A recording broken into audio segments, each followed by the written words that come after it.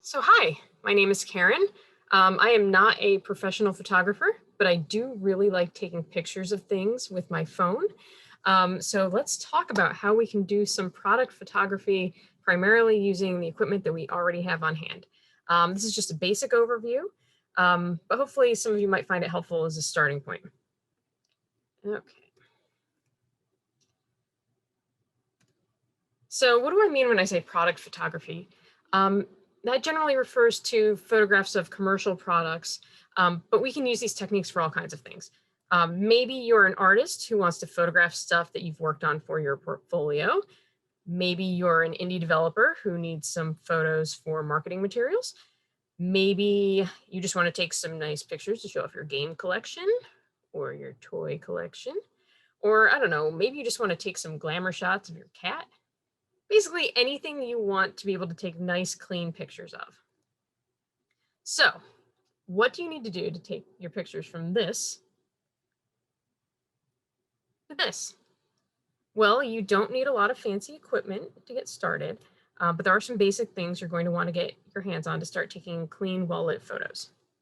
You're basically going to want some kind of photo light box, some lights, your camera of choice, which can be your cell phone, that's fine, and some photo editing software to help with the final cleanup and everything. None of this has to be super expensive. You can always get started with what you have and then upgrade from there if your budget allows, if needed.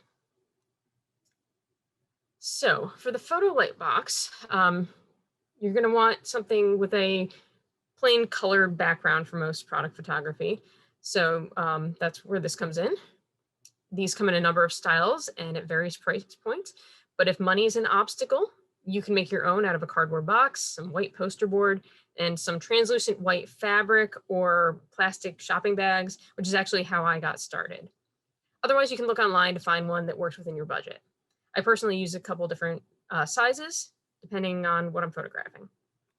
And the point of a light box is to provide your photo with a clean looking background and to help you achieve well-distributed lighting that will make your product stand out. Some of them come with their own built-in lighting, and some are made to help diffuse external lighting to soften them and prevent creating harsh shadows. And about the lighting, lighting is one of the most important things when it comes to getting good color and crisp detail in your photos. Especially if you're working with a cell phone camera, your images might come out blurry or grainy in lower light settings. For the most accurate colors, you usually want something that simulates natural light. You're generally looking for a cool white light. So if you have an adjustable desk lamp at home, that's a great place to start. I would recommend getting like a cool white LED bulb rather than like an incandescent bulb that has more of a yellowish hue, because that's going to affect the color in your photographs. If you have a ring light at home that you use for video conferencing, that's a great option. And you're going to want multiple light sources. So depending on my setup and the size of my light box, I'll use anywhere from 2 to 4 lights when lighting a photo, generally one in front of the object, one above the object, and then one to either side. And I'll start with multiple lights. And if that's too many, if the object ends up looking washed out or too many reflections or glares or whatever, then I'll start dimming them or taking them away. So you just do some tests with whatever lights you currently have access to and see what gets you the best pictures. And you don't need a fancy camera to start taking pictures. If you fall in love with photography, you can always upgrade, but don't let that be a barrier to getting started. Good lighting actually goes a long way, even with less impressive cameras. I actually started out using a cheap, like 2 megapixel digital camera when I was first getting started, and the photos actually came out pretty good. Whatever you have, just learn how to use it. Learn how to focus. Like if you're using your phone and you need to tap on the screen to focus, make sure you know how to do that. And then after that, it's just a matter of setting up your subject and taking a lot of pictures. Make sure you get multiple angles, even if you don't think you'll use them, and take way more photos than you think you'll need. You never know when something will come out blurry or if the lighting will be washed out in one shot, or the angle that you thought you wanted didn't actually work out. So just take lots of pictures so you have a lot to choose from. And finally, you want to take your images into some kind of image editing software to clean it up, crop it, and adjust any colors as needed. Obviously, if you have access to Photoshop, that's great, but there are also a number of free and inexpensive options out there for computers, phones, and tablets if you don't. The minimum features you're looking for in a photo editing program are the ability to crop your shots, rotate images, create layers, and adjust things like the brightness, contrast, hue, and saturation. And I think I've hit 5 minutes here, so let me rush through the rest.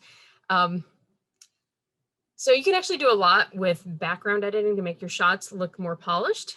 If your photo backdrop doesn't fill the entire aspect ratio of the shot that you're going for, or if you got dark shadows there that you don't want, you can use a soft airbrush tool to fill in those areas and blend it in with the existing backdrop. So I personally like doing photos with bright white backgrounds, but I also like keeping some of the shadows in the original image to help the object feel grounded. You can do this by adjusting the levels on the entire image in the editing software, but I find that tends to wash out the subject and takes away some of the color value, which I don't want. So what I do is duplicate the layer and then adjust the values, adjust the levels on the top layer to get that bright white background while keeping the subtle shadows that I want. And then I actually go in and kind of erase the actual object from that picture and just keep the background so that you see the original photo underneath for the object. There are multiple ways to accomplish it. That's just the method that I use, and that really just comes down to your personal preference. And there's the final object. And that's it. So I find that a lot of people get really hung up on thinking they need expensive equipment to get started with photography. And that's really not true. You can really just learn techniques and work your way up, and you just upgrade slowly as you learn. And that's perfectly valid. That's pretty much it. Any questions? Well, awesome. Thank you so much for sharing. We'll give a couple months to remember to use that Q&A panel if there are any questions. Rob has asked, how do you keep them posed? Oh, that's the hard part. I mean, it depends. For some of them, I lean them up against the back of the light box. Some of them, I actually have like little, I don't know if I have it nearby or anything, but I have like little plastic stands that I'll lean them up against. The light box, some of the light boxes have holes in the top, so you can actually like hang something from a string. I use lots of different techniques to try to get that pose.